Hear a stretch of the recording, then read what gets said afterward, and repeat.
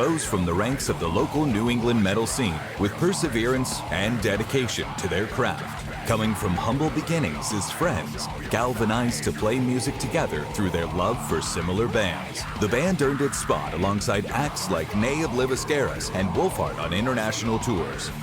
When the opportunity to support Revocation and Cattle Decapitation on another tour through Japan arose, the band jumped at it. We had our second Japan tour coming up with Revocation, my favorite fucking band, and Cattle Decapitation, who, holy shit, I could never hold a torch to. Like, they fucking, Cattle Decapitation rips. It was the best tour opportunity we had ever had. We really wanted to take it, and we really were looking forward to going back to Japan. China has identified the cause of the mysterious new virus. Coronavirus. There are fears a rapidly spreading virus has reached Australia. This is a rapidly emerging situation where there is not a cause for alarm. Unfortunately for them, the beginning of the COVID-19 pandemic would not only coincide with the beginning of that tour, but would be the catalyst for the near dissolution of the band. It was so early on. I mean, the pandemic was not even a pandemic yet. I mean, we were going. I mean, I've said for a long time, had we gone on this tour 2 weeks earlier or 2 weeks later, we wouldn't have had the issues we had. If we had gone 2 weeks earlier, we wouldn't have known about it. If we went 2 weeks later, the tour would have been canceled. And that's literally the time frame that we were dealing with. And we were going to the epicenter of it. I mean, you have to remember that there was literally a cruise ship off the coast of Japan at the time that had however many cases of this novel coronavirus, and nobody knew what it was. And Ryan's going back and forth with the, like, I'm putting pressure on him, and then he's having to go back and forth with the promoter, and the promoter's just telling him, look, like, the show's going on, like, we can't do anything about this, like, stop asking. The entire experience would be marred by tension between Ryan and Trey, and made for a very toxic environment.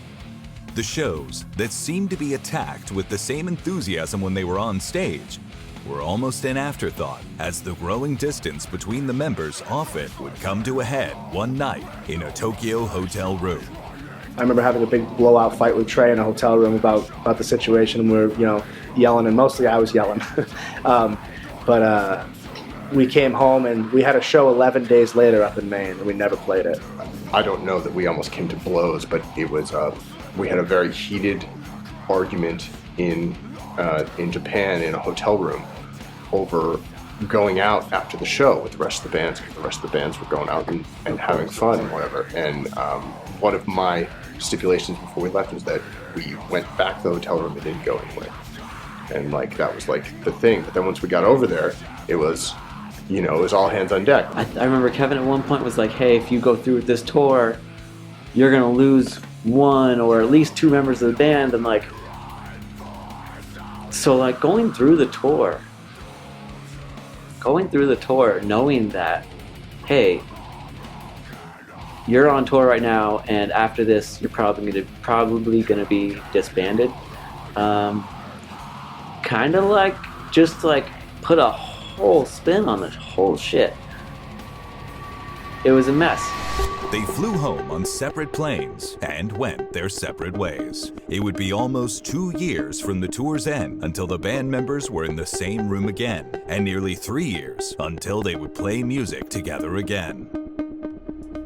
It essentially did end the band. For about 18 months when we came home from that tour, we barely spoke. I was actually in a side project with Chris. Not want to say side project. I joined another band that was pre-existing, and at the time it was just kind of a side thing, and it kind of became my main thing for a while. And even playing with Chris in another band, we still didn't talk about Death Rattle for a while because tensions have been so high for so long that we basically just decided to let it die for a while. It practically did end the band. I mean, if you look at, we didn't talk to each other for 18 months, and I didn't think about Death Rattle as an entity for those 18 months because the final conversations we had were almost non-existent. I had considered the thought that Death Rattle may never be the same the first day of the tour.